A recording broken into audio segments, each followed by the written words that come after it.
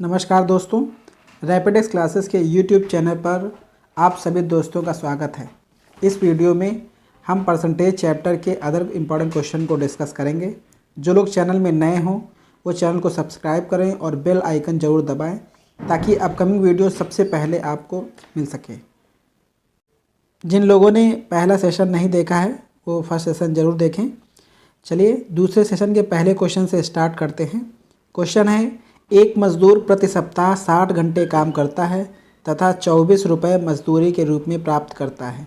उसके प्रति घंटे की मजदूरी को 40% से बढ़ा दिया गया है तथा काम करने के घंटे को 16 सही 2/3% से कम कर दिया गया है। उसकी साप्ताहिक मजदूरी में कितने प्रतिशत की वृद्धि या कमी हुई? अब देखिए इसको कैसे करना है।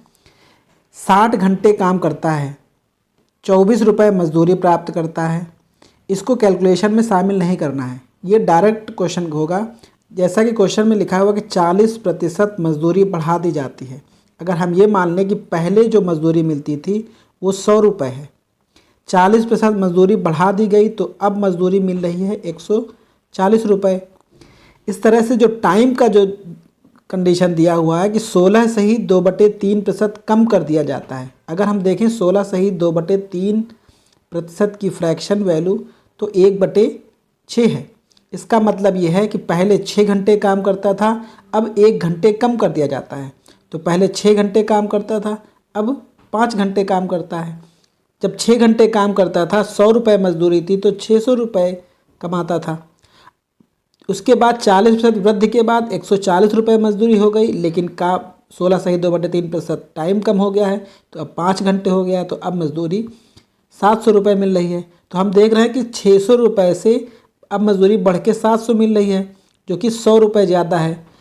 वृद्धि और कमी का प्रतिशत हम लोग पहले की तुलना में काउंट करते हैं, तो 100 रुपये बढ़ी है 600 की तुलना में।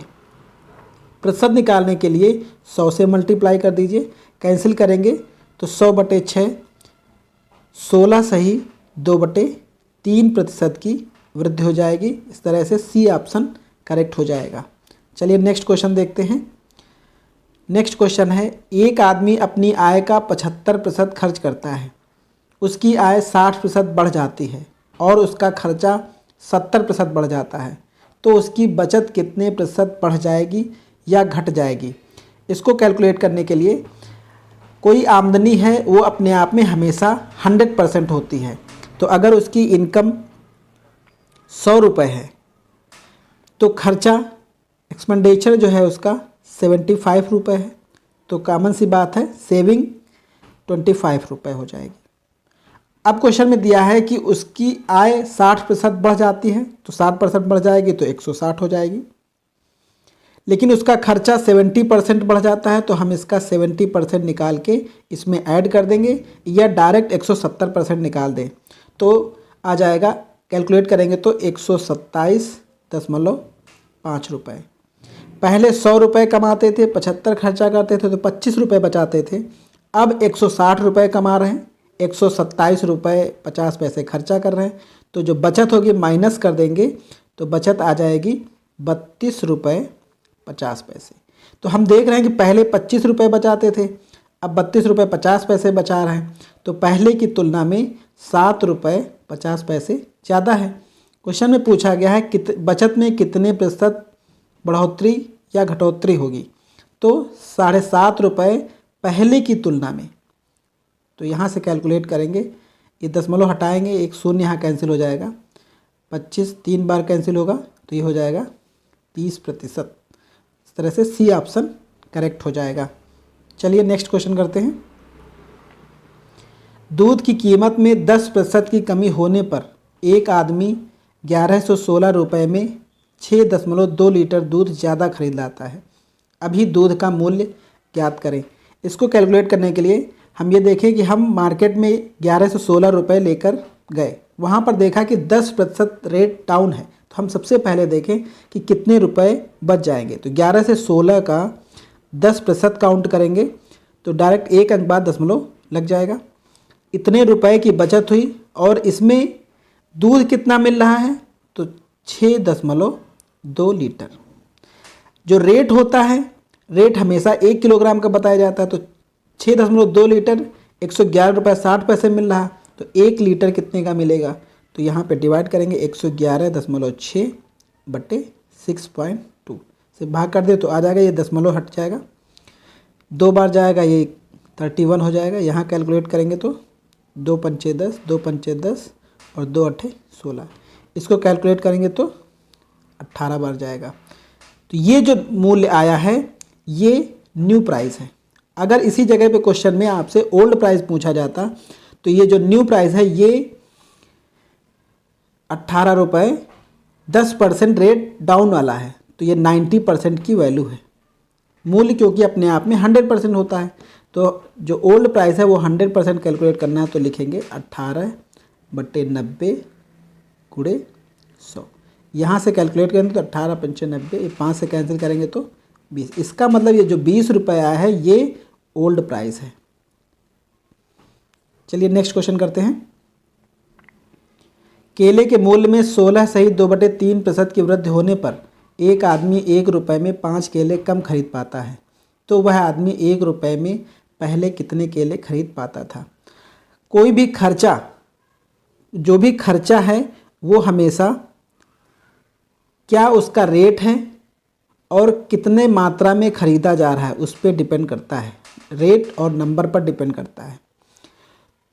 अगर खर्चा बराबर है, दोनों केसेस में खर्चा बराबर है, पहले आदमी 1 रुपये में ख़रीदता था, उसके बाद भी 1 रुपये में ख़रीदा गया है, खर्चा अगर बराबर है तो रेट बढ़ेगा, रेट अगर बढ़ेगा तो उसी रेशियो में नंबर भी डाउन होगा।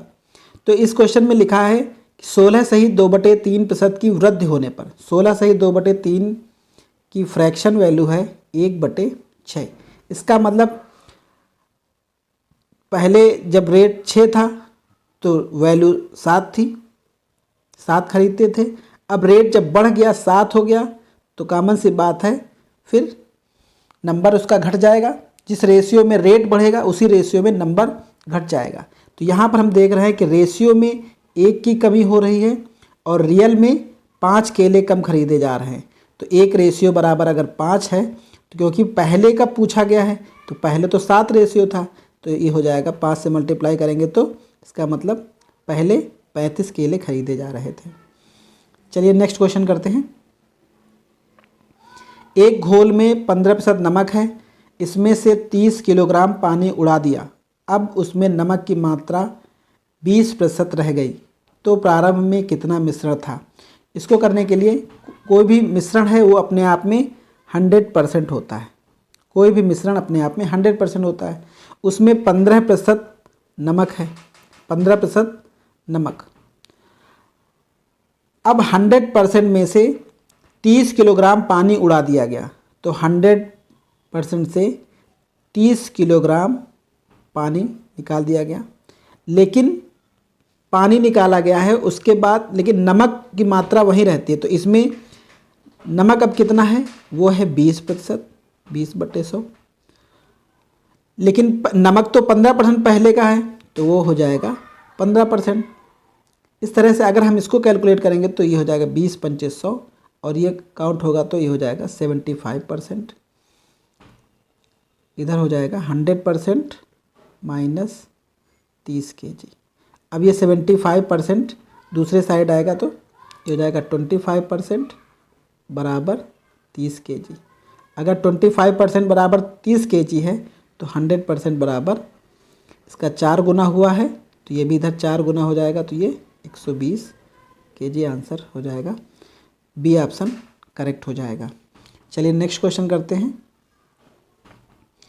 एक विद्यालय में लड़के और लड़कियों का अनुपात 4:1 है, 75% लड़कों और 70% लड़कियों को छात्रवृत्ति मिलती है, तो ऐसे कितने बच्चे हैं जिन्हें छात्रवृत्ति प्राप्त नहीं होती? तो इसे डायरेक्ट करना है, 4 और 1 का रेशियो है, अगर दोनों रेशियो में हम दोनों तरफ 0 बढ़ा लें कैलकुलेशन को आसान बनाने के लिए तो कोई फ़र्क नहीं पड़ेगा। 400 में से ये बॉयज़ हो गए और ये गर्ल्स हैं, 400 में 75% लड़कों को छात्रवृत्ति मिलती है, तो इसका मतलब 25% को नहीं मिलती, तो 400 का 25% कितना आ जाएगा? आप कैलकुलेट कर सकते हैं, 400 का 25% तो ये हो जाएगा 100। 25 चौको 100, 4 से काटेंगे तो 100 आ जाएगा। और दूसरी तरफ गर्ल्स में 70% लड़कियों को छात्रवृत्ति मिलती है, तो इसका मतलब जिनको नहीं मिलती वो 30%, तो 100 का 30% 30 हो जाएगा। इस तरह से टोटल 130 लोगों को छात्रवृत्ति नहीं मिलती है और टोटल स्टूडेंट कितने हैं 500। 500 में से 130 लोगों को नहीं मिलती, तो इसका अगर हम प्रतिशत निकालेंगे ये कैंसिल हो जाएगा, 5 से इसको काटेंगे तो ये हो जाएगा 26%। सी ऑप्शन करेक्ट हो जाएगा। चलिए नेक्स्ट क्वेश्चन करते हैं। ए, बी और सी की आय का योग 72,000 है। ए, बी और सी अपनी आय का 80%, 85% और 75% खर्च करते हैं। इनकी बचत का अनुपात 8:9:20 है। इसको करने के लिए बचत का रेशियो दिया हुआ है 8:9:20 दिया है। जो आमदनी है उसमें से आमदनी अपने आप में हमेशा 100% होती है, जिसमें से ए ने 80% खर्चा किया, बी ने 85% खर्चा किया और सी ने 75% खर्चा किया। तो जो बचत है ए की बचत का जो प्रतिशत है वो हो जाएगा 20%, जिसकी वैल्यू क्वेश्चन में रेशियो के तौर पे 8 रेशियो दिया है। और पी का बचत का प्रतिशत हो जाएगा 15%। इसी तरह से सी का जो बचत का प्रतिशत हो जाएगा वो 25% हो जाएगा। यहाँ से इसको रेशियो कैलकुलेट करेंगे तो ये 5 से सब कैंसिल हो जाएंगे, ये 4 बार कटेगा, ये 3 बार और ये 5 बार रेशियो। और इसको जब ऊपर कैंसिल करेंगे तो ये इसका रेशियो 2 आ जाएगा, इसका 3 आ जाएगा और इसका 4। इस तरह से जो आमदनी का जो रेशियो आया है 2, 3 और 4 का रेशियो आया। टोटल जो योग है आय का वो है 72,000। अनुपात इसका जो रेशियो टोटल करेंगे तो ये हो जाएगा 4, 3, 7, 2, 9 रेशियो बराबर 72,000। यहाँ से एक रेशियो कैलकुलेट करेंगे तो ये हो जाएगा 8,000। क्योंकि क्वेश्चन में ए की आमदनी पूछा है तो ए का रेशियो 2 है, तो 2 से मल्टीप्लाई करेंगे तो ये हो जाएगा 16,000। तो सी ऑप्शन करेक्ट है। यहाँ पे एक शून्य ज़्यादा, इसे कैंसिल कर लेंगे। चलिए नेक्स्ट क्वेश्चन करते हैं। न्यूयॉर्क के एक भवन में 700 आदमी, 500 औरतें और 800 बच्चे थे। इनमें से 20% आदमी, 40% महिलाएं और 10% बच्चे भारतीय थे। तो उन लोगों की प्रतिशतता बताओ जो भारतीय नहीं थे। अब इसको करने के लिए देखिए, क्योंकि मैन जो है वो 700, फीमेल 500 और बच्चे 800। अगर हम देखें कि भारतीय कितने थे, जो टोटल हैं वो अपने आप में 100% है, तो मैन में 20% भारतीय हैं, तो 700 का 20% कैलकुलेट करेंगे तो ये 700 का 20% ये हो जाएगा 140। 700 का 20% कैलकुलेट कर लीजिए, ये हो जाएगा 140। इसी तरह से 500 का 40% कैलकुलेट करेंगे तो ये हो जाएगा 200। 800 का 10% डायरेक्ट निकाल सकते हैं, एक अंक बाद 1 दशमलव लग जाएगा तो यहाँ पे 80 हो जाएगा। इस तरह से टोटल 420 हो जाएगा। और टोटल जो यहाँ पे लोग हैं वो 2000 लोग हैं। 2000 में 420 लोग भारतीय हैं, तो यहाँ से इसको कैलकुलेट करेंगे तो ये 21% आ जाएगा। इसका मतलब 21% अगर भारतीय हैं, कुल अपने आप में 100% है, तो 100% में से 21% भारतीय हैं, तो यहाँ से माइनस करेंगे तो 79% भारतीय नहीं हैं। चलिए नेक्स्ट क्वेश्चन करते हैं। किसी भिन्न के अंश में 20% की वृद्धि तथा हर में 5% की कमी कर दें तो वह 5/2 हो जाती है। मूल भिन्न क्या है? भिन्न x और x/y, जिसमें से जो x है वो अंश है और ये हर है। कोई भी भिन्न का अंश हो या हर अपने आप में 100% है। अंश को 20% बढ़ाया गया तो ये हो जाएगा 120। इसी तरह से हर को अगर 5% कम करेंगे तो ये 95 हो जाएगा। जब ऐसा हो जाता है तो भिन्न 5/2 हो जाती है।